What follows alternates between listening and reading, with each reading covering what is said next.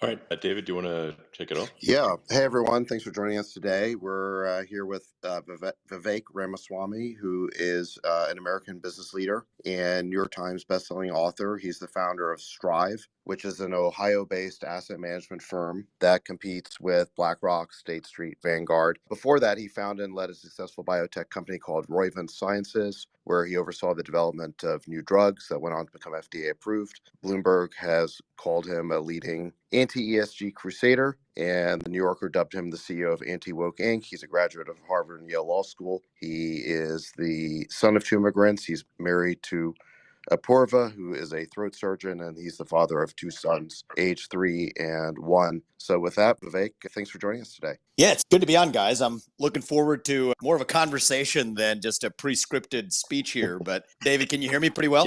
Yeah, we can hear you. Yep. Sweet. And Elon, it's good to finally meet you, man. Yeah. I look forward to meeting. Yeah. Looking forward to this. Yeah, it's good. But I mean, that was a great intro by David, and I have to say I agree with everything that was articulated. And congratulations on everything that you've achieved so far. And I think people would just like to know more about you, and yeah, I guess whatever you'd like to say. Yeah, sounds good. We'll kick this off. Most people have barely heard of me, and this presidential race is just getting warmed up. But yeah, my parents came to this country 40 years ago with almost no money. And I've gone on to found multi-billion-dollar companies. Not Elon Musk level yet, but nonetheless companies that have impacted people's lives in a positive way. And I did it while getting married, following my faith in God, and bringing two sons into this world who we raised today. And I am genuinely worried that American dream will not exist for my two sons and their generation unless we do something about it. I think for a long time, we've been running from something. And the reason I entered this race, I did not expect to be running for president, but I saw a field, certainly on the Republican side, forming where I saw a lot of people who were running from something. I didn't see anybody who was running to something. And I think that's what we need to do. I think you've got a really sort of point there in that, like, I think there's actually sometimes quite a pessimism about the future. And with people like, well, I think there's to some degree like, well, what should we do? Mhm. Like, what is the good future? And obviously for those that are religious, and that's certainly respect that. But then there's also like, just if you're not necessarily religious, or even if you are, it's like, well, okay, what's the point of existence? What should we be doing, and how would we know if it was better? Yeah, I think that these are the questions we should be asking. And I think we live in a moment, Elon, where, like, I'm speaking to you right as a member of my generation in some ways. I'm 37. I'm the first millennial ever to run for US president as a Republican. And I think that the thing that's going on in our generation is that we are all starved for purpose and meaning and identity. Yeah, I think that's true. And I think we're hungering to be part of something bigger than ourselves, and yet we haven't yet identified what that is. Exactly. So I think some of this is beyond my pay grade, right? I think some of this is for pastors to take on the revival of God, the revival of faith in something truly higher that is true. But I'm doing one small part of this. Okay, there's some small role for the revival of national identity too, right? Answer what it means to be an American. That's something that people, my age or younger, what does it mean to be an American? You get a deer in the headlights response. Like, whoa, what was that? What did you just ask me?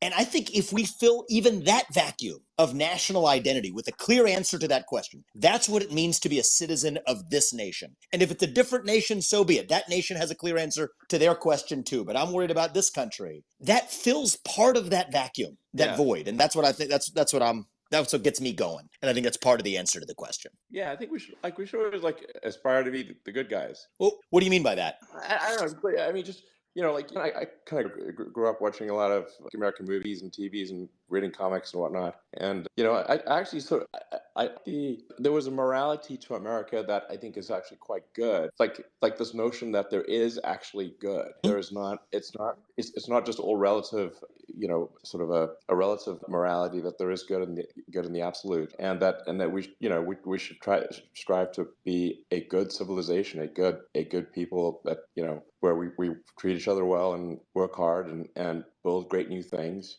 And that seems like what we should be trying to do, and just trying to understand more about the nature of the universe and like our place in it, and where are we today. Like that's why I'm like a big fan of expanding the scope and scale of humanity, expanding consciousness, and saying that civilization is a good thing, not a bad thing, and it's and really it's something we should further, and ultimately be a multi-planet species like a spacefaring civilization, and make true the things that we've seen in science fiction. Let that not always be fiction. And see, Elon, I love that because I think that you and I are in some ways on a similar mission, but going in complementary but different directions, right? I think that there is such a thing as truth. There is such a thing as the good.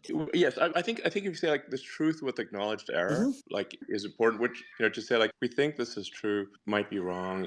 Generally speaking, I think but I think one can aspire to get closer to the truth. Absolutely. And what are the conditions that allow one to aspire to truth? I think that this platform we're having this conversation on, I think you bought it at least with part of the aspiration of believing that the free exchange of ideas is part of the path that leads to truth. And, I think each of us is different and is interested in different spheres, right? I think part of your passion, it seems, is expanding to the frontiers of the universe, beyond this earth, exploring, being the pioneers, the explorers, even on other planets. I look at... And to be totally clear, I for sure am a fan of like, hey, let's not mess this planet up, Fair enough.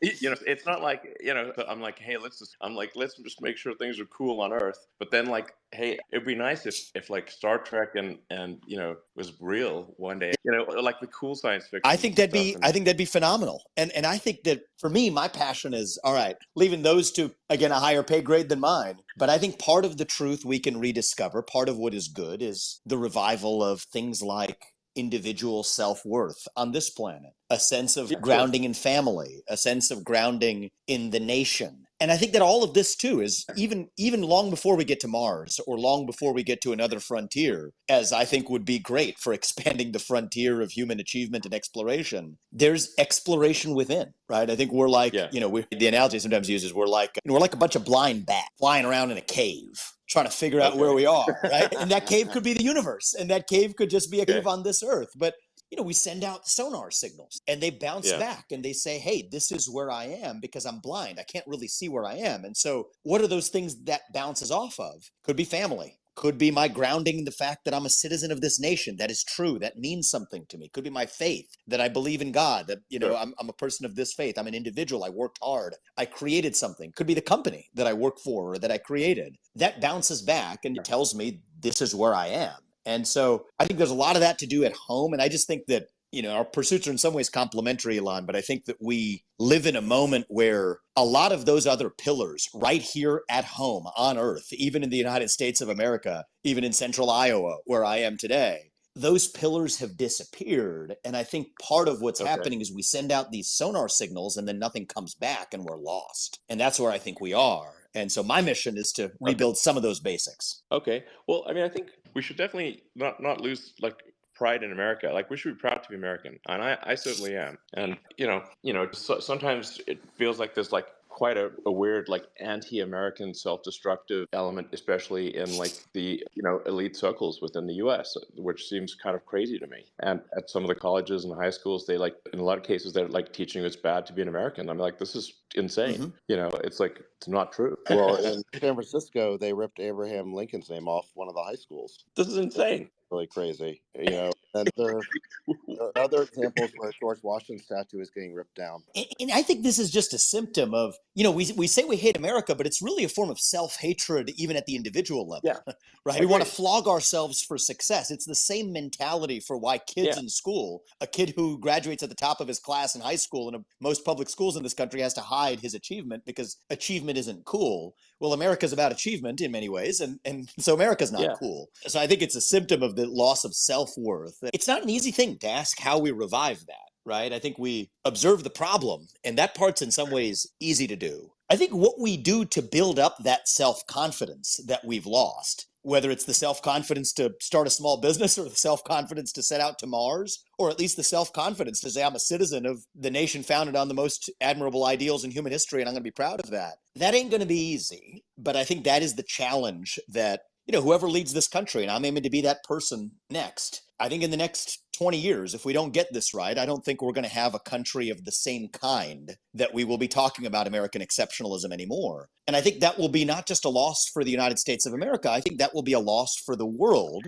because part of America's role in the world is to provide an example of what is possible when you have a country founded on those ideals. And once you start apologizing for those ideals, I think that's going to be a permanent loss for history. And so, I have thoughts on this. Maybe you have thoughts on this too, but identifying the problem, I think we're all seeing it with clear eyes. What we do about it, I think, is going to be is a tougher question. And I have my views on it, but Elon, maybe you do too. Yeah. Stop this nonsense immediately, and castigate the educational system for teaching kids such nonsense. Like, what the hell's going on? And like the donors to these universities and high schools and whatnot should be like rescinding their donations and saying, what the hell are you guys doing? Yeah, start. A big part of this is the federal government. Stop sending federal government. So you talk about those local schools. What the heck are they doing? That comes from the U.S. Department of Education. So it's a little bit invisible to a lot of people. It's not just the school boards that parents are happily now engaged in. The U.S. government says you don't get money from the federal government, which covers about 10% of public school budgets in this country, unless you adopt these toxic, self-hating, racial and gender ideologies. But it's broadly more of a national self-loathing ideology. And I think that, like many things, this is solvable. We're paying people to hate America. Yes, we are. Yes, we are. And I think that's solvable. That piece of it's solvable. Yeah. I mean, this is like we're just punching ourselves in the face here. I suggest we stop punching ourselves in the face. And this gets back to religion, Elon. You want to know why? Because, it's like a self-flogging, right? It's like wearing a hair shirt, right? This is a sort of religious practice. People,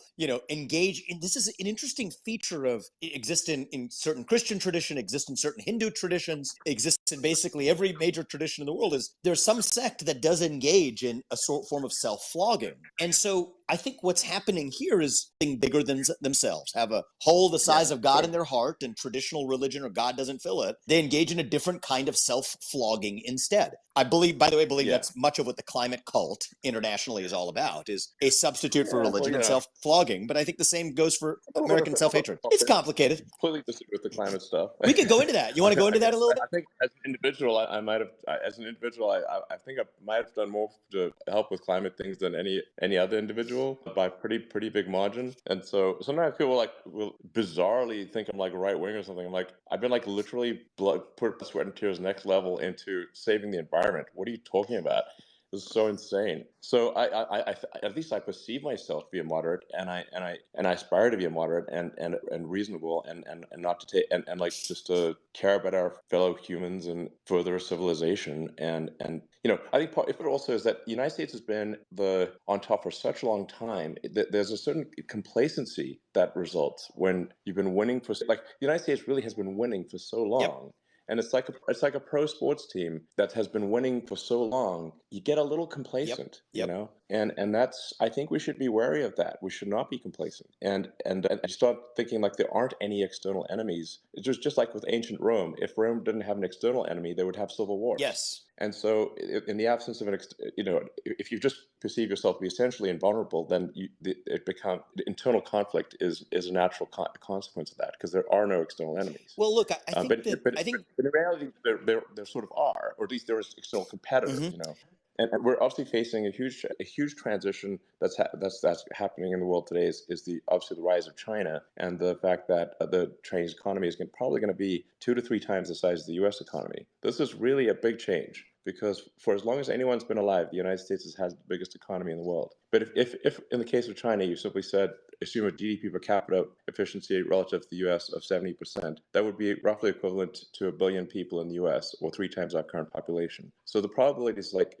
China's going to we will be in a rather odd situation that no one actually can even remember, where there is an economy twice our size. Yes, so I think that's correct I think there's a couple points in there, Elon, really important points that are actually encouraging for the United States, oddly enough. One was your point about the fact that our success bred our entitlement, right? It's inevitable. This is just history, right? Success breeds entitlement. Yes.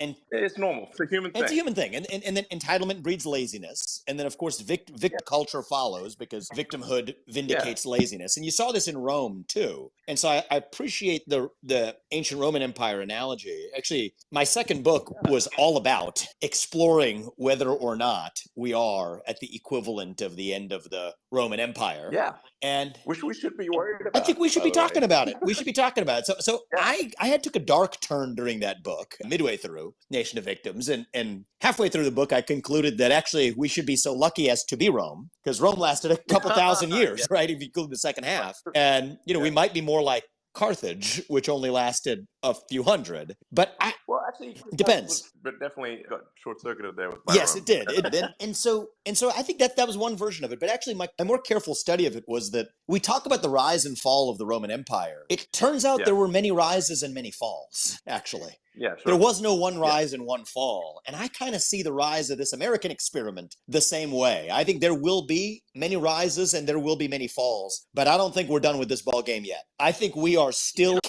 can be in our ascent. And so just the arithmetic of it, Elon, you're right. If you extrapolate the existing GDP growth rate curves and linearly play them out on a compounding rate, it's exactly what you said for China in relation to the U.S. That is a big part of the reason why leading the country as U.S. president, one of the core things I've prioritized is actually making GDP growth a metric that we actually care about in this country. And in some ways, I'd rather measure economic prosperity than some other metric that we've chosen, carbon emissions or whatever the metric of the day may be. Let's actually choose the one that better tracks the prosperity and might of our country over the next 50 years. And I think it's actually going to be more achievable than we've made it out to be. Well, I mean, we want to make sure that the United States remains very much a meritocracy, that is a function of someone's skill and hard work that results in their success, and that we do not have any sort of an entrenched, rich class effectively. So this is very important because it otherwise results in sort of ossification of society. So we want to remain really merit focused. We want to obviously, I think, try to attract the people from around the world who are also merit focused and wish to join the country, and we should make it much easier for them to join. I agree with that. I actually fully agree with that. That's one of the things where I think the Republican Party needs to define where we actually stand. There is an anti-legal immigration current that, which I'm going to be on the debate stage in a month, and this is going to be something that if anybody has any qualms with this, I think I'm going to have a real problem with that, because merit-based immigration is one of the fixes to economic growth in this country. Merit is the key, though. In fact, I think I want to say it in a way that I think people, like everyone can understand, which is like, imagine America's a pro sports team. We want to win the championship. We want to keep winning the championship. And there's some ace players on another team, and they really want to join our team. And now we can make them fight us, or we can have them join our team and just crush. I think if ace players want to join our team, please do. That is the way to continue success. Exactly. Welcome them and not have all these ridiculous obstacles. Well, and I think part of the reason you have that reaction is, to play your analogy, instead what we have is somebody who doesn't even sign up for the team just gets to show up on the field. And that's what we have now, which creates a backlash from the existing team members to say we don't want any more. Sure. When in fact what we should be saying is we want the best ones who come and follow the process for actually training and joining the team. And that's what I think merit-based legal immigration ought to be about. But, I do think that this is achievable, right? I think that if you view it, even if you play the Roman analogy, right, just to think about this in the big arc of history, if you count the eastern half, it's 2,000 years. And in that case, here's what I think is going on is, as a nation, we're not at the end of the Roman Empire. We're really just a little young, actually. Going through our own version of adolescence, figuring out who we're going to be when we grow up. And then when you view it through that lens, Elon, it kind of takes the temperature down a little bit, where, yes, we're going through this identity crisis. Yes, we're going through this national self-flogging, a self-loathing, the kind that most people, including me, certainly did experience a little bit when going through adolescence. But you get to the other side of it stronger, if you actually get there, to our national adulthood. And so I'd like to think that's where we are, not in decline, but in our ascent. Maybe not even at base camp yet, on our way to the mountaintop. We should definitely take that attitude. I agree. That's like totally the right attitude to have. Like, I hate this. I just know this BS. That's right. That they're teaching. That needs to stop. That's why I'm saying, like, funders should revoke funding from schools that teach this nonsense. And a lot of it is happening. So that's donors are unaware of, and they should just go, hey, go pay attention to where your money's doing, and it's doing some very foolish things, and revoke funding. If they keep teaching kids that America is somehow evil, which is insane. It's donors, Elon. It's donors to schools. It's also, frankly, people who don't know this. I know you know this, but many people don't. Is their own retirement accounts are causing corporate America to adopt the same philosophy too, right? voting for equity audits Yeah. at a corporate board is in some ways a manifestation of that same philosophy. What we don't know is our own money is being used to do it, be it taxpayer money or 401k money. And so some of this is easily solvable. Yes, I mean, there's a fundamental governance issue that you've highlighted here where, because I think it's roughly half the stock market are passive or index funds, meaning they're just following, an index or something. And these will be at Fidelity, BlackRock, T. Rowe, all the normal sort of, but those votes are then outsourced to usually one of two organizations, Institutional Shareholder Services, who I sometimes call the ISIS. It's about the right use case. I always wondered what the difference was between ISIL and ISIS. Now I know which one's ISIS. That's good. Yes, sometimes they behave like corporate ISIS, and then there's Lewis. Those are the two main ones. There are a few others, but effectively, when half the stock market are outsourcing the voting decisions to what amount to a handful of activists or people who certainly have an agenda at Glass Lewis and ISS, you've essentially got a handful of people voting half of the public stock market. And Elon, you were aware of my last company before running for president, or you Strive. I mean, this was my whole premise, right? Taking this on. Okay. So I started it. I mean, my bigger company that I founded is a biotech company. Got a bunch of medicines that are FDA approved, but this is a different adventure. Last August, and actually our mutual friend Peter was one of the backers of the company to help get it off the ground, but was an index fund provider, actually, which created index funds, where the premise of the index funds was that you actually vote according to whatever maximizes value by providing excellent products and services, by literally not saying that you're going to divest from certain companies or invest in others. Many people play that game, but to say, no, it's the same. Oh, and then by the way, there's a separate arm of it that does proxy voting on behalf of people who don't want to be stuck with the duopoly. And so I believe all else equal, I want to see the government stay out of this as minimally as they can to solve these problems. This should be solved through the market. People gravitated to it, got off the ground pretty quickly, but it's going to require seeing these complicated challenges, which are different than the classical threats to liberty or culture that we saw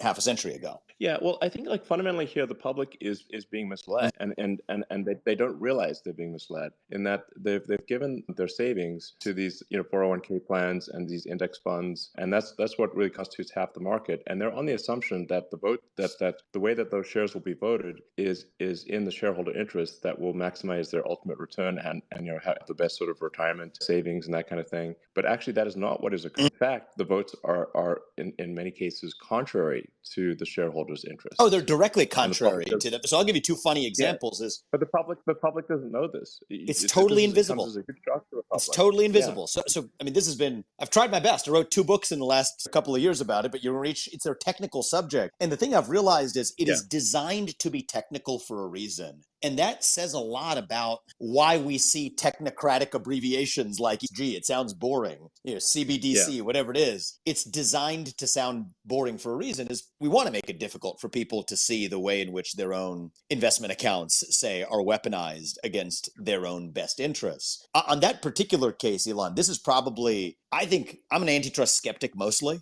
But if you believe in antitrust law, this is arguably the largest antitrust violation in human history, of the same 3 firms being the largest shareholders of major competitors and of each other at the same time, using their votes in a coordinated dogma as a signatory of the same social commitments because the same pension funds are interested in them or invested in them. The real question is... I think all those BlackRock, Fidelity, T. Rowe all need to be like, hey, look, the votes are going to be to maximize shareholder value, not for some, random sort of woke or other agenda that these outsourced shareholder services companies are promoting, which is that's basically what I'm saying is T. Rowe, BlackRock, Fidelity, they're breaking the deal. That's right. With their customers. They are. Okay, they're breaking the deal because the deal is maximize shareholder value. The deal is not go make a bunch of social changes. That's right. And you know what they say now, of course. So I always believe in getting the best arguments for the other side on the table. So they'll say, no, you don't understand. This is maximizing value. It's about long run value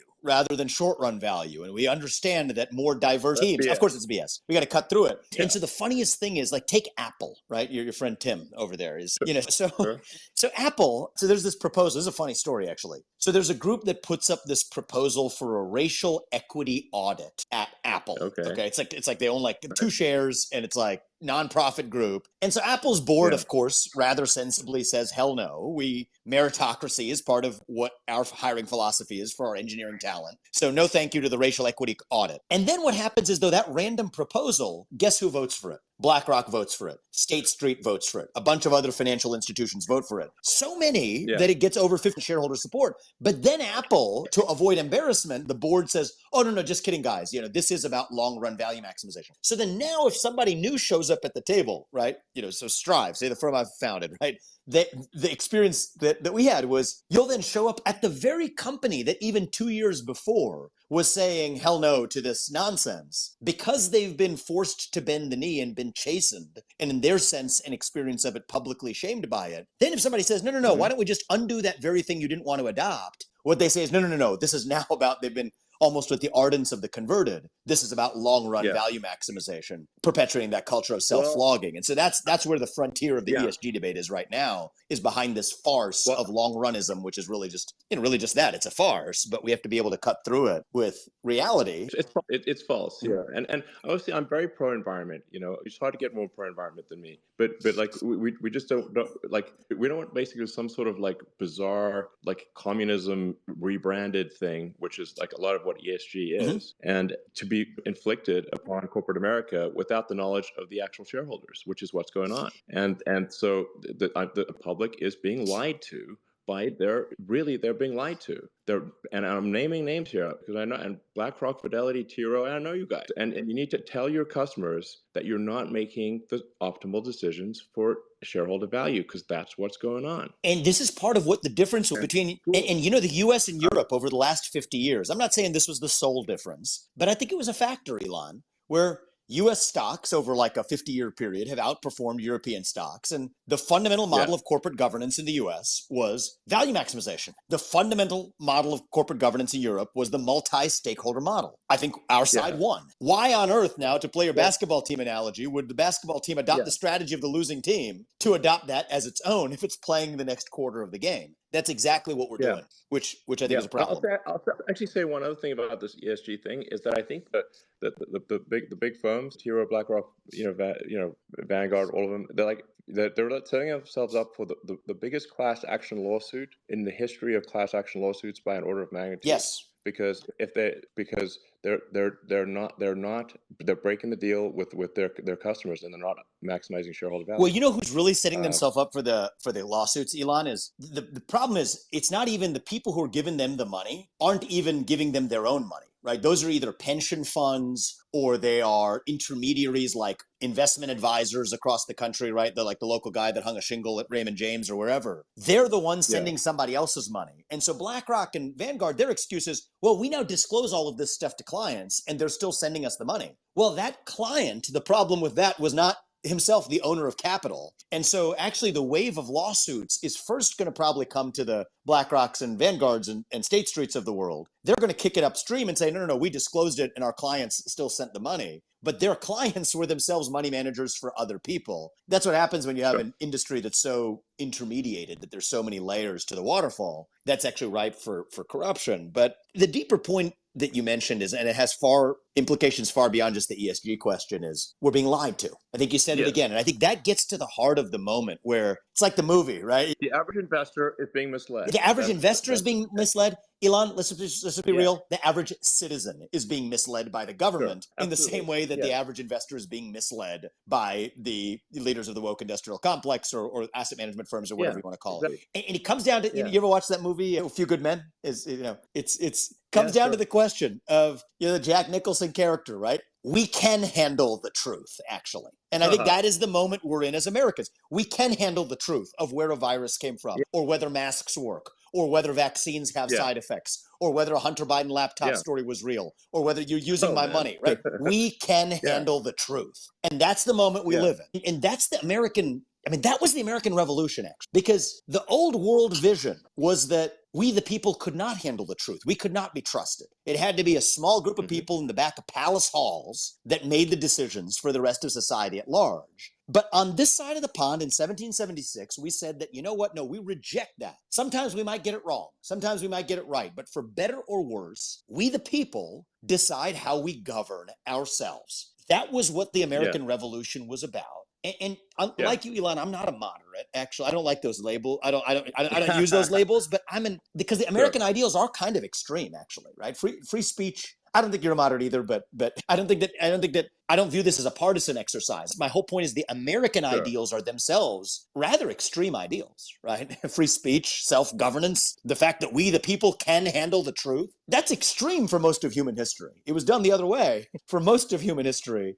But that extreme set of ideals, that is what unites us. That is what makes us American. That is what makes us great. That is what makes America itself. And in some ways, I think that's actually how I think we're more likely, Elon, to get to national unity in this country, is actually not by necessarily saying we're going to, compromise at the 50-yard line, hold hands and sing Kumbaya and compromise. I actually think it is by being, in some measure, about the ideals that unite us. And yes, those are extreme ideals, but that's cool. That's America. That's us. And I think that's the moment we live in, is do we want incremental reform, which a lot of politicians are claiming to offer, including in this race that I'm running in, a Republican primary? Or in some sense, do you want the American Revolution, the ideals of the American Revolution? And I stand on the side of the American Revolution, and I think that's actually our last best chance of uniting and rediscovering who we are, and we should be proud of it. I agree. So it's important to not fall into the trap of thinking that all these solutions are going to come from government, right? I mean, the things you're doing, working on a given day, right? What you're doing with X right now. I mean, generally speaking, I think we want the government percentage of the economy to be smaller rather than larger, just because the government is really a corporation in the limit. Sometimes people think the government is different from a corporation, but it's really just the government is a corporation in the limit. It is the most corporation, and it's got a monopoly on violence. And so you have to say, okay, how much do you want a giant monopoly on violence to do?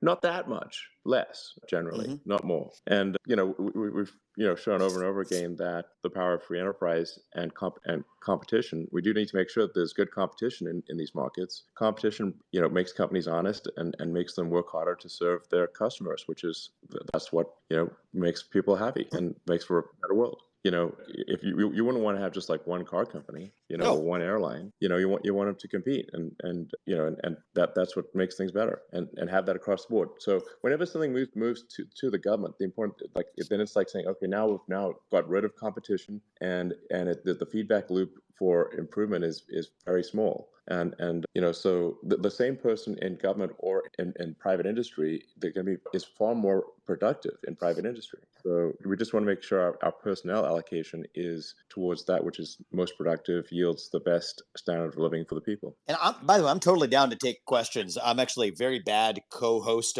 this is actually the first spaces that I have been a host of. So that's actually I don't know how to take it, but if you guys, you or Sachs, want to take questions, the conversation's go for been it. going so well, I've just been trying to stay out of it. Well, we had a good one, Sachs, on All In. I liked it, That's and actually, we left off on Ukraine last when you and I spoke, but but I'm happy to go wherever you guys want. Yeah, and by the way, everyone should check out the last pod that we did, the All In pod. We did 2 hours with Vivek about a week and a half ago, so everyone should check that out. But speaking of truths the public can't handle, I'm seeing on Twitter, reported by Michael Tracy and Glenn Greenwald retweeted him, that the Senate just voted down having an accountant for Ukraine. They call him the Inspector General, basically a fan term for an accountant. Exactly. We can handle the truth. We can handle the truth that our money was siphoned to play a bunch of Ukrainian corrupt people, including the government bills. A lot of people, Elon, in terms of our money, not knowing how our money is being used. Here's another one. People in the U.S. don't know this, but our taxpayer money is literally paying the salaries of the people who work for the Ukrainian government. And if we're going to do it, let's at least see it, right? Let's at least be able to account for it and see the dollars. But I believe in supporting Ukraine, but we want to know that the money is actually going to help. So why, Elon? Can I ask you that? It's not. We just want to make sure: are we enriching a handful of oligarchs, or are we actually helping the people of Ukraine? And we just need to make sure we're actually helping the people of Ukraine as much as possible. I think I wouldn't say some impossible standard for no corruption, because I think we have some corruption even in the U.S. So it can't be no corruption, but let's just say what percentage is going to a warlord versus the people.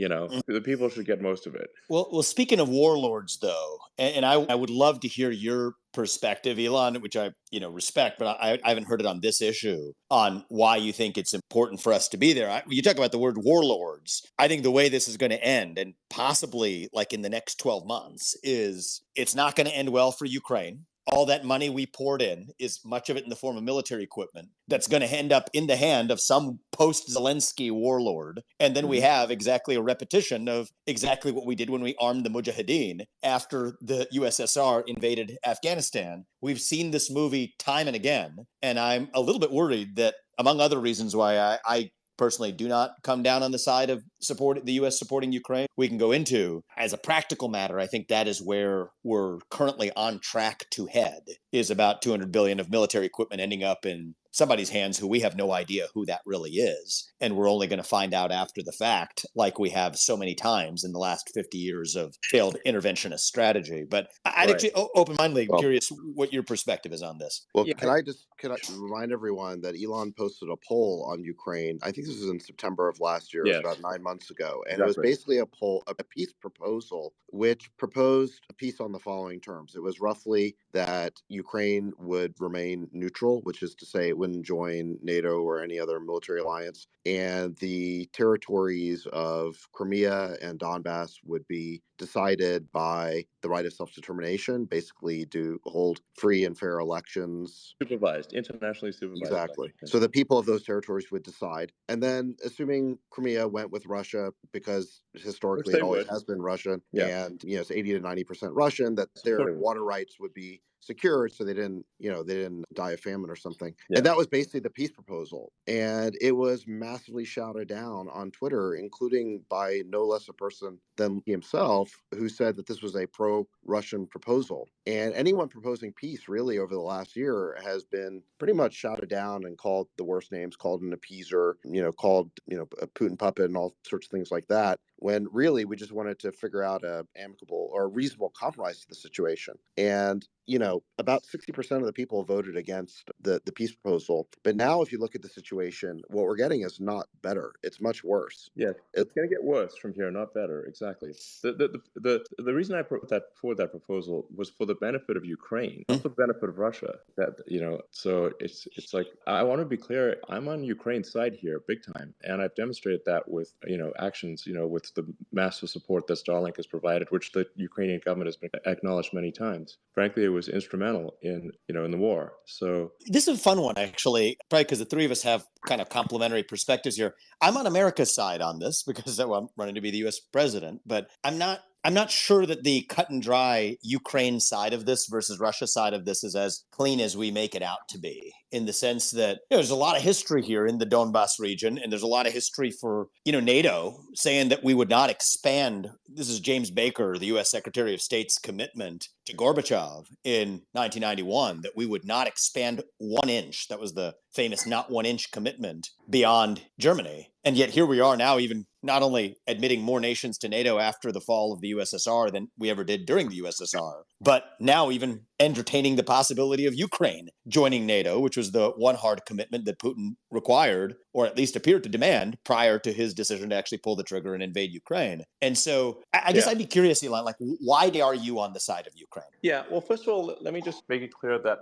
I when I look at a subject, I'll often get just OCD on it and go just to insane levels of detail to understand exactly what is going on at a precise level and minimize the error of my understanding of. And I actually read almost the entire history of the region. So starting from Oleg, who seized Kiev in 1882 and essentially formed the beginning of Kiev and Rus, and it goes on and on from there. I think it was Catherine the Great in 1893 tried to force all of Ukraine to speak Russian. There's so much back and forth. The grudge list is so long that if it would take hours to just even summarize the grudge list. So the thing is that people in Ukraine and Russia can find a million reasons to hate the other side if you just look at the history. So this is why the Christian principle of turn the other cheek is a very wise one, because if you do not ultimately forgive your enemy, you're stuck in a cycle of retribution forever. And so even though your enemy they might have done really bad things, if you keep wanting to get revenge back and back, and back and forth. An eye for an eye, eventually everyone's blind. So that's why there has to be forgiveness and there has to be some realism. And we need to also look at Ukraine and Russia not as Russia is pure devil and Ukraine is pure angel. There are no angels in war. Neither side.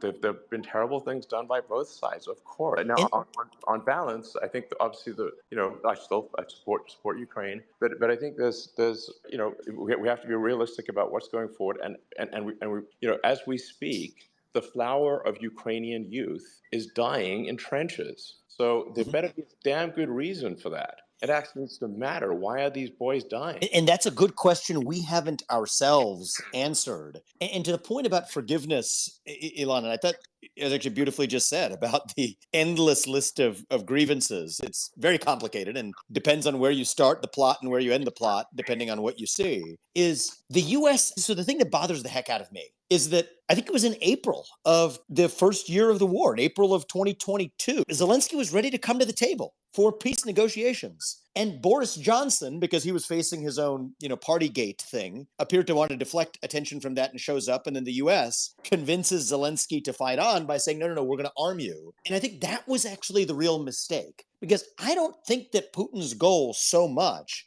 is to conquer Ukraine. He's not even going after Kyiv, right? He's much more focused on Kharkiv and the Donbas region. And so I think we've made this worse, is my concern, actually, relative to the two nations just working it out amongst themselves. Yes, but the thing is, as you progress further westward, the local support for Russia drops exponentially. So obviously, for Ukrainian speakers, they're generally going to be very anti-Russian, but I think most of the Russian speakers are actually pro-Russian, and it's hard to believe that when you read American media. So and it's not true that all Russians are evil. This is false. We should stop.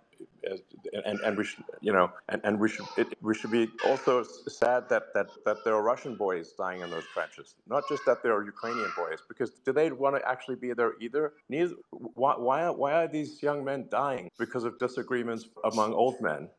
Why? And there's in entrenched warfare where only a few miles are exchanged. At what price?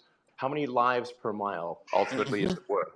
And I think that the reality is for the U.S., I mean, Russia has more of a national interest at stake here than the U.S. does. China is also coming to Russia's aid, that there's no version of this that is, I'm not looking at this from a view from nowhere. I'm looking at this from a U.S. view, because that's the hat I wear here. As from a U.S. view, there's no way this is going to end well. And I do think that sort of getting to peace quickly and ending and reaching a peaceable resolution where we make, among other things, a hard commitment that NATO will not admit Ukraine to NATO is absolutely a must and an imperative. And the weirdest thing, Sachs, you and I were talking about this is the one bipartisan consensus, right? We talk about actually a time of deep national division between Republicans and Democrats in the United States. This is one where Biden and his ranks and, most of the GOP, save for me and maybe one or two, Tucker, maybe one or two other people, we're barely part of the GOP at all, have actually a defecting view from what is otherwise the single greatest bipartisan consensus that we have in the United States, which is to pour more money into a war where we do not have an identifiable national interest at stake. And, I think one of the things about studying history, and I appreciate, Elon, that you talked about the fact that you bothered to study the history. It's a good example for other people, is you realize that this story doesn't end well, even if you study the recent history of the United States. So anyway, I think in the Ukraine situation, there needs to be a realistic peace negotiation, and the sooner that is what we should be pushing from the West to do is come up with something sensible and stop sending boys to die in the trenches. And don't blow up the Nord Stream pipeline. And maybe even as part of this, it would be a good idea to get Nord Stream 1 and 2 operational again, and that having restored economic relations between Western Europe and Russia can actually be a good thing rather than a bad thing by pushing Russia into a corner. And I think one of the things we learned is, Vivek, you referenced the Istanbul Agreement, which Boris Johnson did basically travel to Kiev to shoot down. Those details came out subsequently. And the substance of that Istanbul Agreement was very similar to the peace proposal that Elon floated in that Twitter poll. Again, it was based on neutrality for Ukraine plus self-determination for the people in those eastern regions of Ukraine. And so they could have had that deal. I mean, that deal was on the table, and the West rejected it because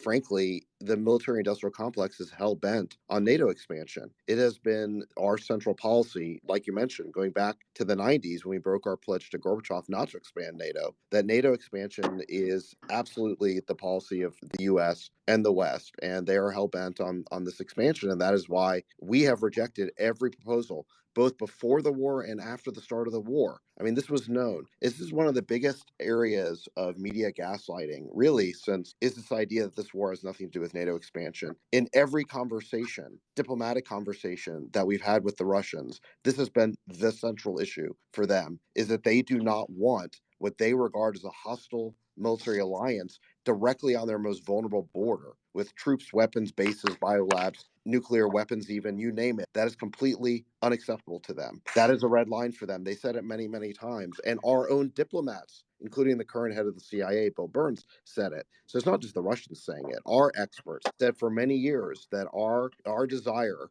our crusade really, to expand NATO right to Russia's borders would eventually result in hostilities with Russia. And that is what has brought us to this day. And we are on the brink of continually escalating this into something that could turn into World War III. So, Vivek, I do applaud you for saying explicitly that we need to stop this crusade of NATO expansion and recognize that the path to peace here is for Ukraine to be neutral. And, there are precious few presidential candidates saying it. You're saying it. Robert F. Kennedy Jr. is saying it. I think you guys might be the only two That's it. explicitly said that. That's it. That's the whole ballgame. So right I really applaud you for that. And we have to stop the gaslighting on this subject. This was known. It was said by experts for decades. And now we're pretending like NATO has nothing to do with this conflict. It really does. And you just saw that at Vilnius again. So, we need to get the truth out there that is a major component of the root of this conflict and this war. And therefore, it's going to be an essential component to the solution. And we're never going to have peace without it.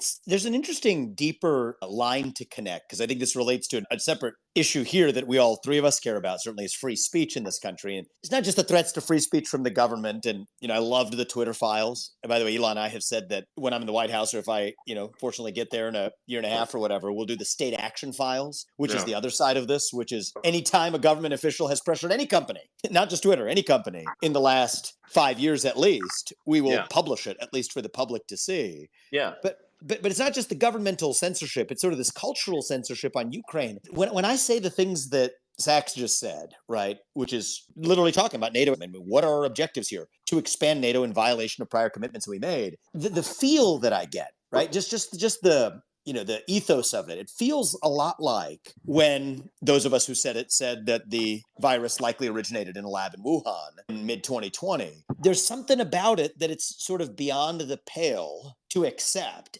And I think one of the things we've learned in the last few years is, at least the muscle memory of that is useful, which is anytime you sort of feel a cultural closing of ranks around you saying something that's grounded in reason and fact, what Sachs just mentioned, grounded in history, a virus originating in a place where they do research, gain-of-function research on exactly that very place where a global pandemic originates. It just sort of feels right, sounds about right, but then you feel the cultural forces around you telling you that no, you got to shut up, sit down, and go back to doing as you're told. I think those are actually some of the most important questions for us to actually double and triple click on and actually get to the bottom of. And in some ways, there's many issues around the world that the U.S. I think has views on, but that's part of what's drawn me to this issue even more, is the cultural closing of ranks on this question. Yeah, I think there's also just there's people somewhat overestimate how much ground Russia can take if there's not without support of the local population. So in the case of Donbass and Crimea, there was significant support from the local population, so they were able to make significant progress. This is obviously not true of Western Ukraine. And if you look at, say, the Winter War, where Stalin, who was a hard-driving personality to say the least, tried to invade Finland and failed. Okay, so like when you have severe resistance from the local population and basically everyone's against you, the entire population is the army. So then you're like, oh, we've got a 300,000 person army. Well, they've got a 2 million person army because the entire population's opposed to it. You will not make progress in that situation. This notion that Russia can just steamroll in these countries is false. That's right. Or that they would have a desire to. I mean, take Poland, who, unlike the rest of NATO, actually pays for their own defense. There's no reason why Russia would have to go after Poland if we've actually reached a peace treaty that's backstopped by interests of the U.S. And so I do think that I do think it's Zelensky. I think is betraying. I think Ukraine's long run interests based Frankly, on the short run to be here. totally frank, I think so. It's gone to his head. But, he's been faded too many times. Like, if you keep telling someone they're awesome 17 times a day, it's gone to his head, to be totally frank. So, and so we're going to stop that, and we're going to say, like, look, your people are dying. It's, as you point out, it's really not a long term smart thing. Those kids are never coming back. Yeah. So, and that what, dying for a mile of territory, like, this is insane. Here's something funny on this is I haven't shared this story broadly before, but there's actually a weird and I think promising and encouraging alliance hiding in plain sight between those on the so-called far right and those on the so-called far left on this issue, actually. So, many people on the anti-Iraq far left, I mean, folks like Bernie Sanders, I believe, I haven't heard him say as much as I would like, but I think do agree with folks like myself who otherwise disagree on a lot else. And so, actually, just a few weeks ago, I was coming out of an event and it occurred to me I couldn't find a single Republican and even many moderate Democrats to agree with me on this topic. And so I actually gave Bernie a call and thought we could actually, but I think he thought it was a prank call. And so he didn't want to actually discuss it. Let's just say, to put it mildly, is the way the conversation went. But I hope I get to talk to him another time, because it's actually an interesting way that we can reshuffle and redraw the boundaries, where one positive silver lining coming out of, I think, the reaching of reason on the question of Ukraine is that we do not live in a single axis two pole political partisan divide in the United States of America. It is artificial. It is made up. And much of what we're trying to retrofit into that, right? The struggle between the managerial class and the citizen, even the questions of foreign policy about which priorities the U.S. should and should not actually risk our military equipment or our young men and women to defend. These do not track traditional Republican and Democrat boundaries.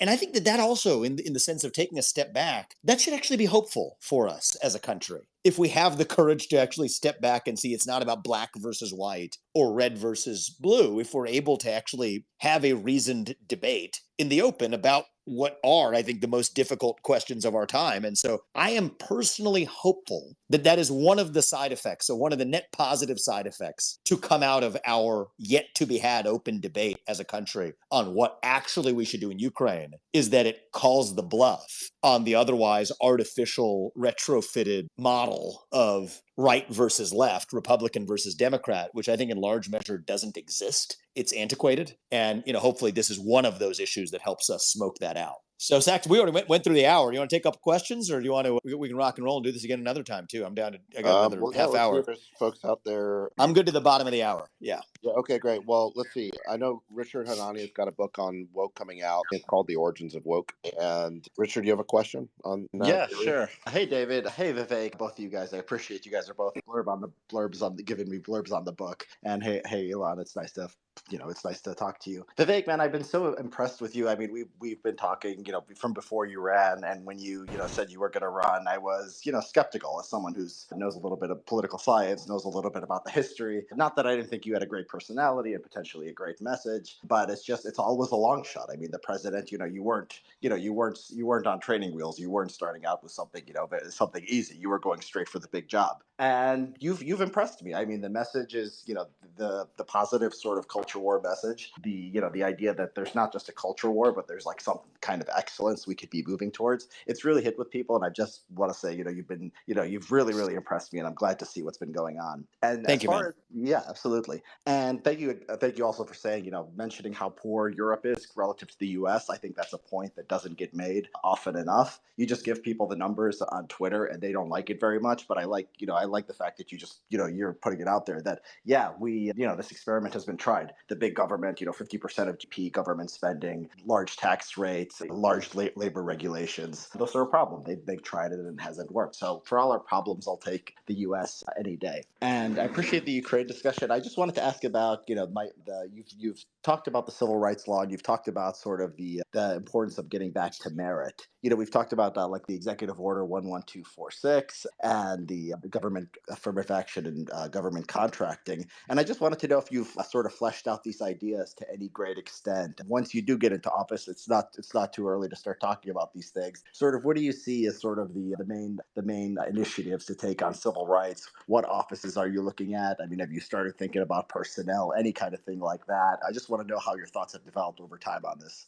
Yeah, well, first of all, man, your book has been instrumental in affecting my thinking and even the articles you wrote leading up to it. And, I think you're able to expand the Overton window on this, right? I think you're in many ways cracking that open further on issues that were previously untouchable, like even the undesired or unintended effect of Civil Rights Acts of 1964. I think that that's actually something that we ought to be able to talk about in the open. So let me just tell you the simplest thing on day one, and that'll give you a sense for how I think. You referred to executive order. Most people outside of, nerdy civil rights law scholars or students like you and I won't know. It is an executive order that Lyndon Johnson signed. It didn't go through Congress. The U.S. president just sort of penned it into action that said that if you do business with the U.S. government, today that includes about 20% of the U.S. workforce, that you have to adopt quota systems for race, gender, and other metrics. Every president since Lyndon Johnson could have taken a pen and crossed it out. Actually, Nixon, a Republican president, made it worse, went in the other direction as part of his battle against unions, which is, I think, an untold part of this story, too. This is a bipartisan problem. What I've said is I would take a pen and cross it out on day one. I do believe in such a thing as colorblind meritocracy in the U.S.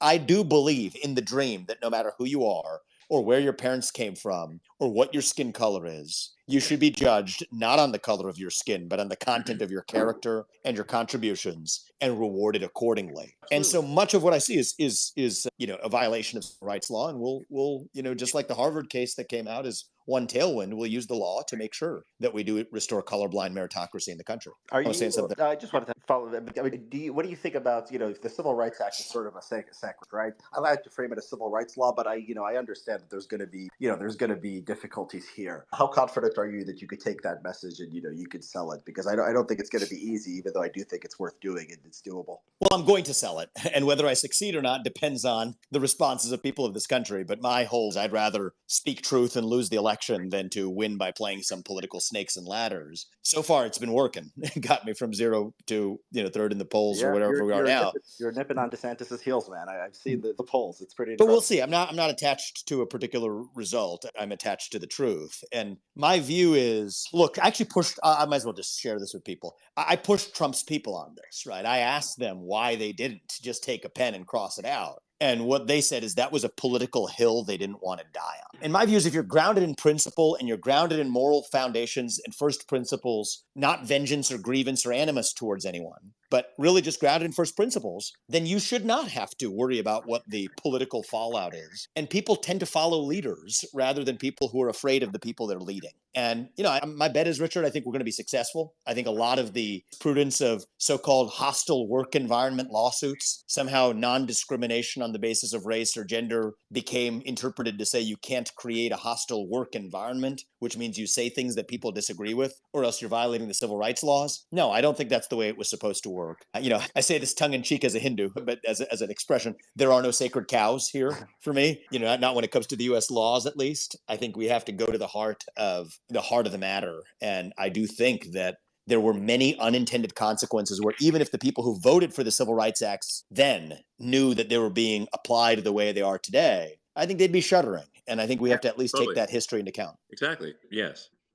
We're actually fighting the spirit of those who put the laws in place. There's a great story. I mean, in the book, I go over this a little bit about the original intent of the Civil Rights Act. I mean, they put a provision right in there. They were worried about disparate impact. They were worried, what if somebody has a test and somebody does better than someone else? One race does better than the other. Is that going to be illegal? It came up because in Illinois they had a kind of a version of the Civil Rights Act, and they went after Motorola for this. And they actually put a provision into the Civil Rights Act specifically so this would not happen. The New York Times editorialized against disparate impact. Everyone thought that this was a ridiculous concept. That you can look at some of the senators who voted on the bill said things like, you could still have, if whites have more education than blacks and your workforce is all whites, you could set the standard as high as you want. It doesn't matter as long as you're hiring by merit. I mean, the historical record is absolutely clear. You look at the court cases that have ruled on this; they basically ignored that historical record. They've torn it up. We've got a good Supreme Court now that's willing to move us in a better direction on these matters. So yeah, you're absolutely right. I mean, the history here is crystal clear. The legal specifics to one side. I mean, I try not to get too angry about this stuff because I want to just stay focused on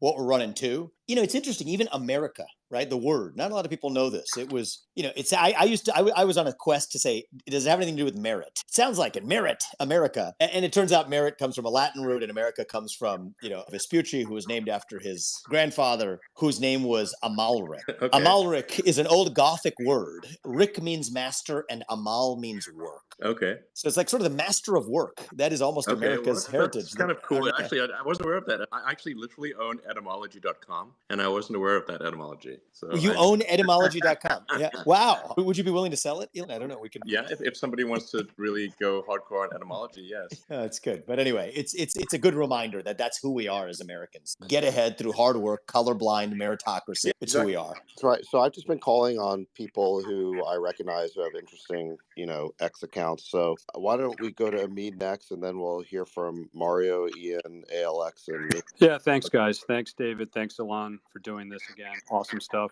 Vivek, how you been, man? Good to talk to you. Hey, good, man. So just one thing you mentioned on hoping that Democrats are anti-war. That ship has sailed. Don't forget that the Congressional Progressive Caucus withdrew their letter asking for diplomacy. That's how co-opted Sanders and his ilk are. But the one thing I wanted to ask you about was FTX, largest Ponzi scheme in U.S. history. You probably aren't surprised that its ESG score was higher than ExxonMobil. But Sam Bankman-Fried donated over $100 million to Democratic causes. And yesterday, the Department of Justice announced that it was withdrawing all campaign finance-related charges against him. What will you do as president to address of the Department of Justice to stop things like this and the fiasco that is Hunter Biden from happening ever again? Well, I do think, Amid, that what good is an insurance policy if it doesn't pay out?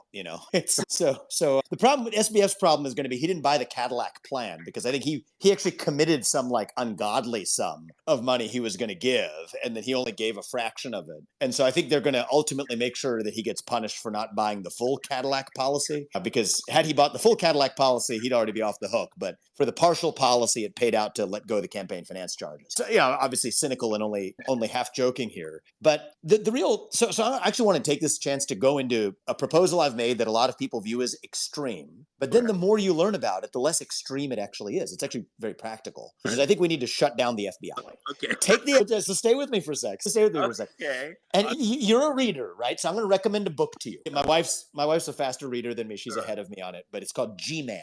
It's a Pulitzer Prize-winning book. It's about the history of this institution and J. Edgar Hoover and the way in which the institution was built. And it's fascinating, but it had some issues. Still the J. Edgar Hoover building of the FBI. So it's still an institution that celebrates his legacy. But as a practical matter, right, at the local level, you have local police and you've got local prosecutors. You don't have this separate giant bureaucratic morass sitting in between. Okay. Well, it turns out at the federal level, you have institutions like the U.S. Marshals, which have, I think, by and large, I have no evidence to suggest there's been corrupted at all. They bust up child sex trafficking rings. They've done a lot of good work. Yeah. You got the DEA on the drug cases, Financial Crimes Enforcement Network in the Treasury. So if you take that FBI, right, there's 35,000 people who work there.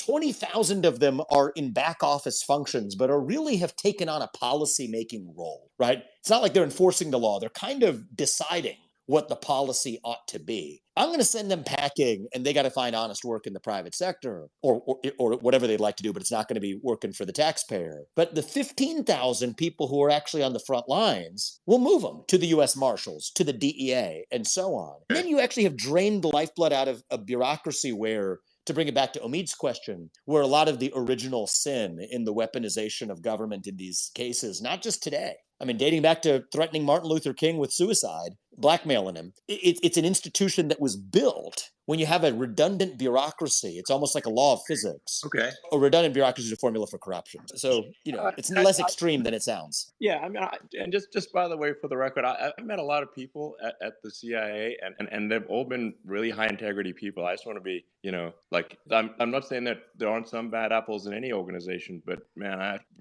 I've not really met a bad person. And I think the 15,000, I mean, so when I say shut it down, that doesn't mean that everyone's a bad person.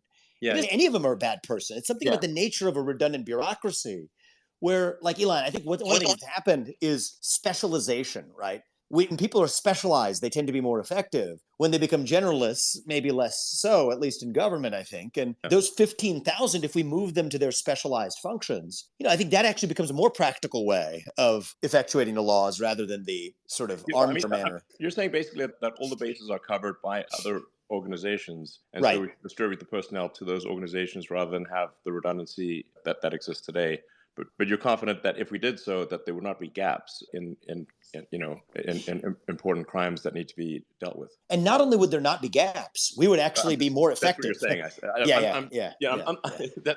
I'm just phrasing. Is that what you're saying? Yes. Okay. Yes. Okay, yeah. That's exactly right. Okay. I want to go back, David, if you don't mind. I'll ask my question. And good to see you again. Go. Good to see you again, Vivek. Appreciate the invite. You said something when we were talking about the Ukraine war about the US made the war worse, and we've had discussions in previous spaces about the establishment or the military industrial complex. I'm relatively naive, less naive after what I saw happen in Ukraine. But if you do become president, is there anything you can do? Because it does seem systemic to me. And how big of a risk is it when it comes to the tensions with China, which you've been pretty concerned about? Yeah. So look, I think that the managerial class at the Pentagon, it's time to go. I think that this is a antiquated group where, kind of like the analogy we just had about the most people, I haven't met somebody who has served or serves currently in the U.S. military that isn't in it, whose heart is in it for the right reason. Yeah. But I think that's just the truth, right? Any of us, 1.3 million of them. Yeah. But there's the managerial class at the Pentagon where they haven't offered a clear statement of mission and purpose. And so when you have a vacuum of mission and purpose, right, I think the purpose of the U.S. military should be to deter wars and win wars in order of priority, deter wars being most important and then win them when we get into them. And most importantly, prioritize protecting the lives of Americans on American soil. With that clear mission statement, we could measure up what we have done in Iraq or now in Ukraine, which I think is destined to be an Iraq or a Vietnam all over again if we keep going in the current direction. That's part of what we need is a restoration of purpose. And so it's not that these are bad people as individuals, but when an institution continues to exist without a purpose, then the institution finds new things to do that outlive its purpose, and that itself creates a form of corruption that maybe no one individual is actually responsible for, but was just a feature of the beast itself. And so one of the things I would say is that's a tiny fraction of the people who serve in the U.S. military that actually work in the Pentagon. But I'm going to, largely be cleaning house there and bringing in,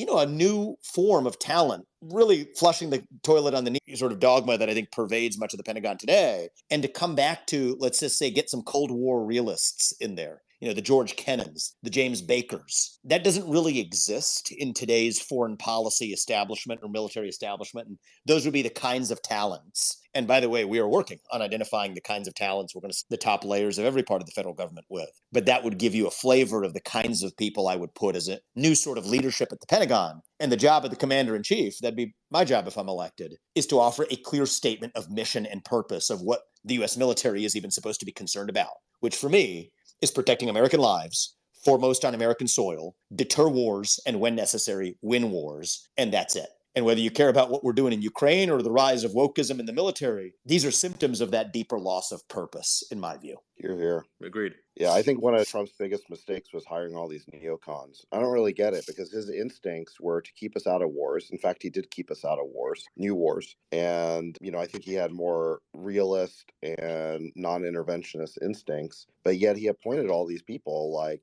Bolton and Pompeo and on, who want to get us involved in all these, new conflicts. Maybe there wasn't, maybe the foreign policy establishment is just so rife with groupthink, sort of neocon groupthink, that he didn't have enough talent to choose from. But I don't know. I think that's part of the problem, David, actually, because looking at this now, we're already beginning. It's also one of Trump's mistakes was transition planning began way too late. So I've got a guy in charge who's already putting together our plans for what the staffing would look like. And this is one area where the bench is light.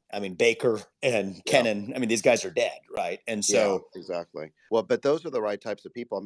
George Kennan was a genius. He was the architect of our Cold War containment policy. He also was against us getting involved in the Vietnam War. He said so in advance. He testified before Congress. And in the late 90s, one of the last interviews he did, he talked about what a huge mistake we were making with NATO expansion, that it was going to undo his life's work, that we had won the Cold War. We had a peaceful situation with the Russians, but bringing NATO up to its border was going to result in new antagonism, and it was going to unwind everything. And he used the word tragic mistake. So he kind of foresaw everything, for decades. And, James Baker similarly was very competent. It does seem like we have a dearth of those highly competent diplomatic figures who know how to negotiate peaceful arrangements. It just seems like the people we have now just rattle the saber and, Yeah.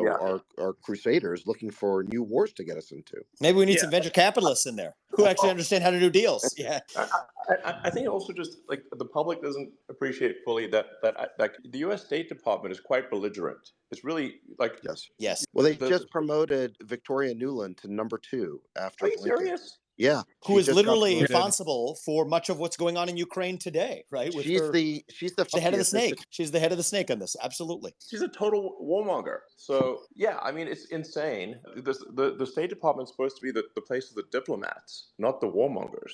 But we're actually in this ironic situation where the warriors want peace, the Pentagon wants peace, and the diplomats want war, which by the way also happened in Dr. Strangelove. So and we just need to tell our damn State Department to stop this bullshit, and because they're not informing the public. They're like taking actions on behalf of the American public, but I don't think the public's aware of this, So we're going to make them aware. This is the answer. It's the only solution. It's like we're interfering in all these other countries, and and putting a lot of sort of U.S. resources against it, and I think also creating a lot of resentment against America. So because if there's some we're like sort of a giant, we're like a somewhat of an ogre economically, and so it's easy for us to accidentally step on or bump into small countries, not really realize it, and so then we're like doing bad things, and people are dying, and we're generating bad blood, and this is all happening without the knowledge of the public. Yeah, just sloppily waddling in, and then making a mess in a clumsy way. Now, I think, and not even succeeding. Right? It's one thing if you were good at it. I'd be against it, but it'd be one thing if you were good at it. At least there would be a tougher argument. And yet, I'm like, how has regime change gone? Let's see. Well, Cuba, Fidel Castro outlived all American presidents, tried to assassinate him. Which, by the way, let's say the quiet part out loud. I do think that is the latent impetus in Russia here. I mean, when you sort of get to the heart of the intuition, right? What are we actually solving for? It's we don't. It's become a bad word. It's like ESG. They don't say ESG anymore. They make up some new words for it. It's like we don't say regime change anymore. But functionally, that's what we're playing for in Russia. We will not stop until we're done. And I think it's a shame, and it's a lesson we haven't learned. It's very foolish, because anyone who is going to take out Putin is not going to be some peacenik. They're even more hardcore than Putin, because they killed him. Okay, that's right.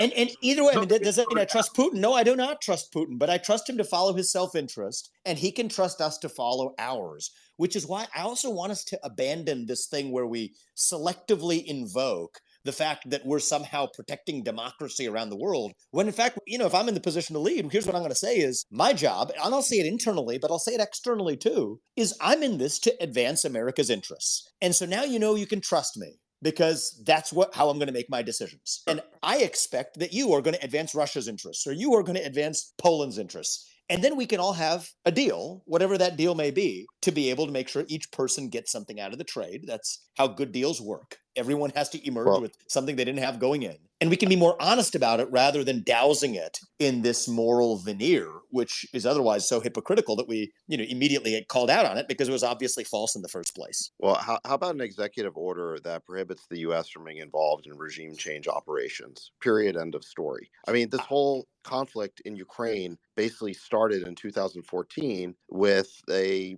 coup, the Maidan coup against the democratically elected leader of the country with the backing of the United States. Now, the extent of our backing is in dispute and people debate it, but I don't think there's any question that the U.S. did back it, and our involvement at a minimum taints it. If it was a legitimate expression of the will of the people of Ukraine, we should have just let it happen without our involvement whatsoever. Oh, there's no question about it. I mean, they were kind about that, David. There's no question about it. Listen to the leaked tapes of Nuland, right? Those were the very person we were just talking about a moment ago in our role in picking Ukraine's next leader. She didn't know those were, being taped calls, but now we understand that we were absolutely driving that. So, all that said, I can be cheerful about this if we learn the lesson and we behave differently going forward as a consequence. But I do not think suppressing the information and tricking the public to fail to learn that lesson is going to be the right answer for us. No, exactly. And I can think so on the Ukraine front, our larger concern should just be when all said and done, where are the boundaries going to be and how many people died. And I think we should just think hard about that and not sacrifice the flower of Ukrainian youth. To not sacrifice the flower of Ukrainian youth in trenches to achieve nothing, which is currently what we're pushing them to do, and that's insane. So, and that needs to stop. I'm into it. Sax, you want to take one or two more? I'm having too much fun. Yeah, I could take a couple more. I'm having too much fun, but unfortunately, I gotta, Okay. I could talk to you guys all day, but gotta roll pretty soon. All right, ALX, you have a question? Yeah. So you mentioned that if you became president, that you would release like a similar style Twitter files or Facebook files type thing, but you do it for all companies that the government has interacted with and sort of tried to pressure. How would that look like? Yeah, so basically, a lot of what I think is happening today is the government is deputizing private companies to do through the back door what the government couldn't directly do through the front door, right? So Elon releasing the Twitter files confirmed what I, on the page of the Wall Street Journal a couple years ago surmised and everyone dismissed as a conspiracy theory that absolutely this was happening and at a scale unimaginable with social media companies. You responding to government threats and in some cases inducements, carrots and sticks, to censor speech that the government could not censor directly. I mean, even down to individuals like by name, Alex, why didn't you shut down his Twitter account? This individual in a meeting in the White House. Well, it's just this is, if the First Amendment was created to do one thing, like literally there's just one thing the First Amendment exists for, it is to protect people to be able to criticize the government and its policies. That's what this guy's high crime was, is he criticized government policies on COVID-19. And then the government is saying, no, this guy needs to be shut down. How could you possibly? And with an implicit threat of regulation over Twitter if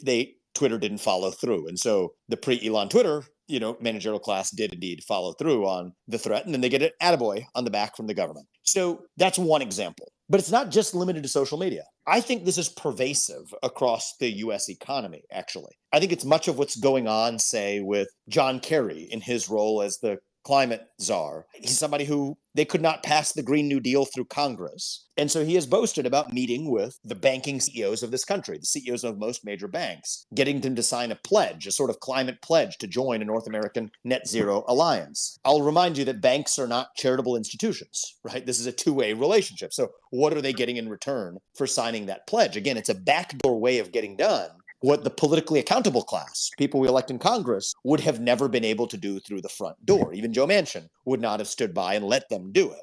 And so what I've said is that if you're a federal employee, so I'm a state action doctrine guy, which is if it's state action in disguise, then I think the Constitution still applies, which means that the government can't use a puppet in the private sector to get done its dirty work. It's bound by the same constraints as the federal government, so we should know about it. So what I would say is that on pain of criminal penalties, any documented evidence of a government employee who has pressured a private actor to achieve a goal that the government couldn't have achieved itself, we just have a sunshine law applied to it. Let the public see it. Roll that log over. Let's see what crawls out. And that's it for that particular provision, right? I mean, I have a lot of different views on rescinding a lot of unconstitutional federal regulations and reorganizing the federal government. But on this one, it's that simple. And I think that the first step of restoring truth, back to that principle, we can handle the truth. Just tell us what the truth is. We can deal with it. We can process it.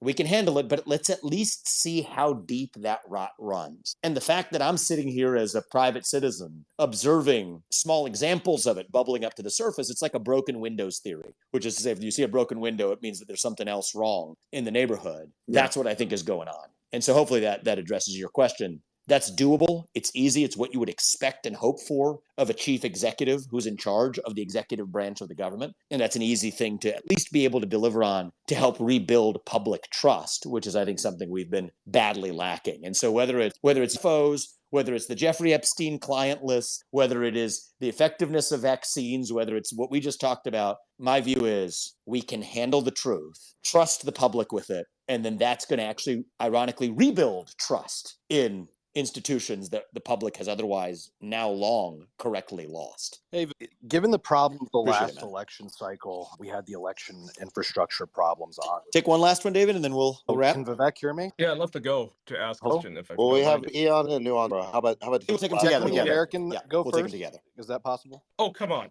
So Relax. obviously there were problems with election infrastructure during the last election cycle, but I think one of the Nuance. I Ian? don't think Nuance, you I go don't think, first, and then Ian. David, Nuance. Great conversation. Thanks for having me up. I think the audience is really enjoying this whole back and forth. I feel it's a real breath of fresh air to have such an open conversation on X Spaces. So my question for you, and this ties back to one of our conversations that we had on Mario's Space, right? You mentioned that if you were elected, you'd want for American businesses to be banned from doing business in China. Now you didn't really elaborate on that, and so my question is how that work for companies like Apple or even Tesla, which operate over there. In my opinion, it makes sense for large American companies to hit the world's largest market. But crucially, can you clarify your policy on American businesses in China? How do you deal with that? Sure. And I want to actually, I want to be clear. I actually think that the best state of the world would be everybody playing by the same set of rules in an economy where, just like I think we're going to be, Western Europe and Russia are going to be better off by opening economic relations through the Nord Stream 2 pipeline. That's what I want to see here as well. But we've got to make sure that everybody's actually playing by the same set of rules. And to me, it's very important that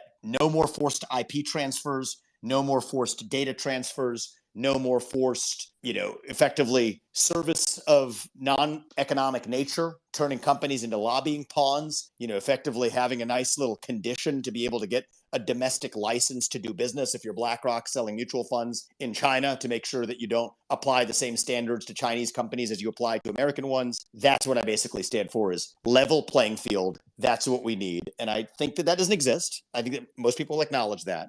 I think that that's not going to happen automatically. That's going to require, by the way, a policy that I think is also really important that goes straight along with it, is re-entering the Pacific trade relationships around the rest of the rim of the Pacific, the CPTPP. I think we should re-enter it. I think this is a little bit different than the course of action taken by Trump in exiting the TPP. I think that was actually maybe a poor that decision. makes more sense for the people over here, right? Because I think Trump canceled it because, first of all, it wasn't fair to Americans, right? It really wasn't. But also, wasn't fair to people over here. It was beneficial to corporations, but not to the local farmers, your mom and pop stores, who would have completely been obliterated by the TPP. So maybe a fair version of that would make a lot more sense. And I think that I'm a silver lining guy. I think that I can use the leverage of the fact that we did exit it to be able to say, all right, here's what we need done differently in a number of the countries from Japan on down, to be able to say, here's how we re-enter that on fairer terms. And so that's what I'd like to see. And I think that's one of the things early on, actually, even in relation, forgetting about where we get to on China, the first thing that's easiest to do is actually to re-enter the rest of that Pacific trade relationship, including the other members of the CPTPP. That puts us in then a strong position from a trade perspective to then take a look at where we stand vis-a-vis China. So I could go on for hours on this one, and we could, but we'll take one last question from the other guy.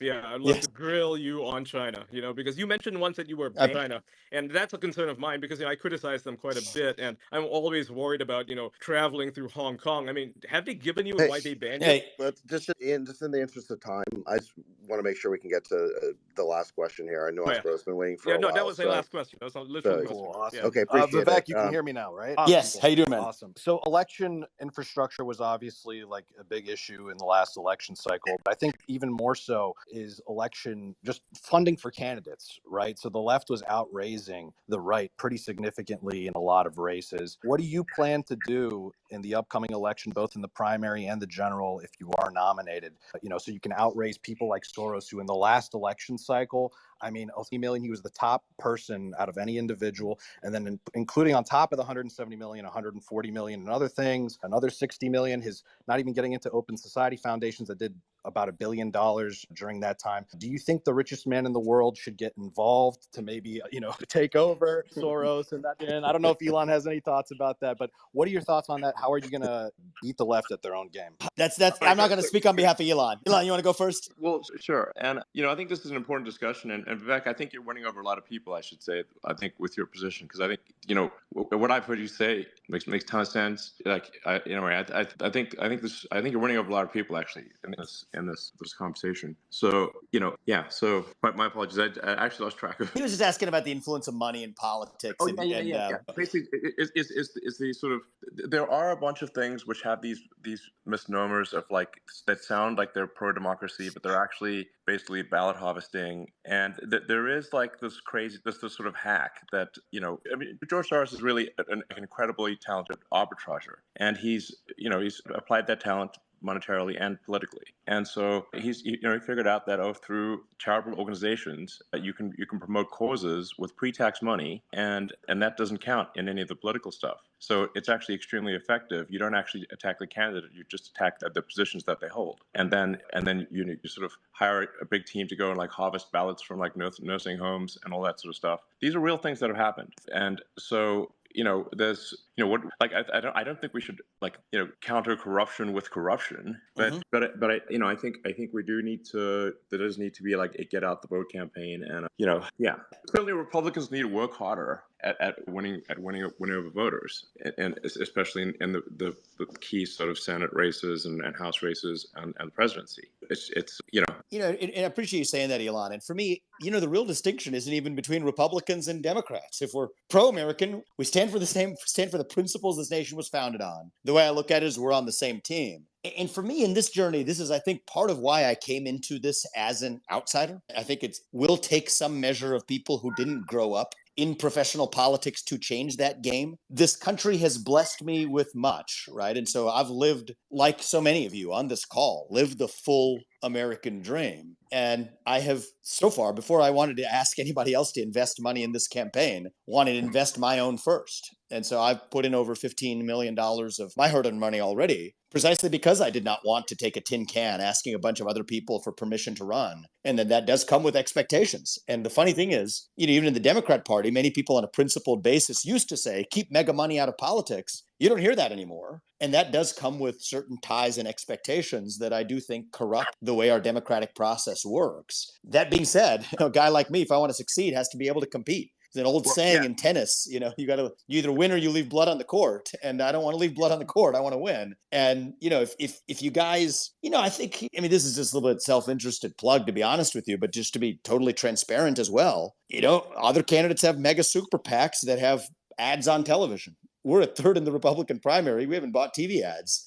But it's going to be, whoever wins this election, it's going to be about $2 billion that gets spent in order to do it. That was my question. That's sort of the how are you going to do it? That was basically my question. So I hope we do it. But here's how I'm not going to do it. I'm not going to do it by turning into somebody's puppet. I'd rather lose this election than to bow down to, I think, a lot of the special interests that have broken the system. That being said, here's how we're doing it so far. We got 70,000 small dollar donors in the first few months of this campaign. I'm literally an outsider. I've never had a donor or donor list in my life. And 40,000 was the threshold for reaching the first Republican debate by August. Sitting in early July, we're at 70,000. And so percent of them are first time ever donors to the Republican Party. Normally, that number is 2%, actually. And so, give a lot of business-minded folks on this call. I'll give you kind of a metric. You want to know how to predict an election. I'm going to give you the best metric to predict an election result. And Trump proved it in 2015. It's not the current polls, right? I mean, people look at the polls, and I'm grateful in the recent versions of them. I'm doing okay. I'm doing well. But that's not what matters. Look at how much dollars are being spent per unit in the polls. So for every percentage point in the polls, look at how many ad dollars are being spent for that percentage point. For most candidates in the 2015 election, Jeb Bush, you want to talk about Scott Walker, Chris Christie back then, millions of dollars per percentage point in the polls. For Donald Trump back then, it was thousands, 3 orders of magnitude lower.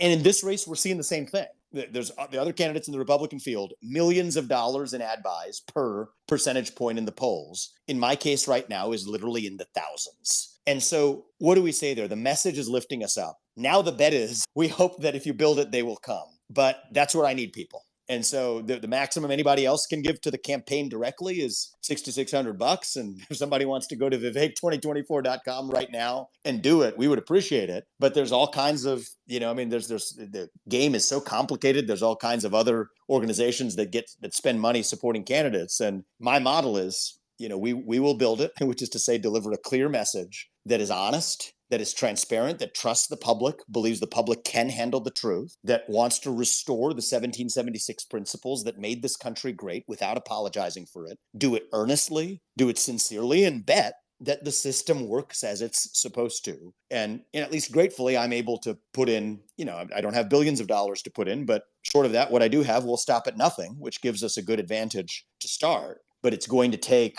a lot of really everybody, whether it's a dollar or whether it's people putting in massive amounts of money, to actually lift this across the finish line. And so I'm hoping for a chance to introduce myself to the country on the debate stage starting in a few weeks. I think that's going to be critical in this race. I'm going to continue to use, frankly, forums like this one. I mean, this is great. Think about it. There's no separate media intermediating our messages, right? Nothing pre-filtered. A guy like me couldn't compete, Elon, if it weren't for modern media like this. And so here's to hoping that changes the game. Yeah, no, I mean, it says something like you're quick on your feet and you can handle a rapid fire conversation on difficult subjects. I mean, that's, couldn't be said for everyone. And you actually speak, you speak with conviction and you're not just, playing the same old political tapes and the tropes that everyone's heard a million times and are honestly unconvincing. So I think that actually this is, I certainly have a high opinion of you after this conversation, and I suspect a lot of other people do too. I appreciate that, man. And I think I'll just say this in closing because I hope it's good for our country. And you and I or anybody else on this call, we're not going to agree on 100% of things, and that's okay, right? Yeah. You and I will. I mean, me and Sachs don't agree on 100% of things, and you and Sachs don't agree on 100% of things, and so for every other combination of people on this call, if let's say you agree with me most of the time, but you at least know I'm telling you what I believe 100% of the time. That's the best you can ask of an elected leader, and I'll at least give you that. And that's going to be hopefully something that attracts enough support, yes, to allow me to serve as the next president of this country and, lead a national revival. Leaving office in January 2033. My kids will be in high school. Maybe we'll be going to Mars by then. But, in the meantime, we'll see if we can revive this country. And I'm optimistic that we can. Well, it's rare to meet a politician that's not an NPC. And so I would please take that as a high compliment. I appreciate it, brother. Thank you. All right. Well, thank you both for being so generous with your time. We almost went for 2 hours here. I think it was only scheduled to be an hour, and we just, time went flying by. So thank you, Elon. Thank you, Vivek. And thanks, everyone, for joining. See you next. Appreciate it. Thanks, guys. Thanks, David. Thank you, guys. Thank you. Thank you.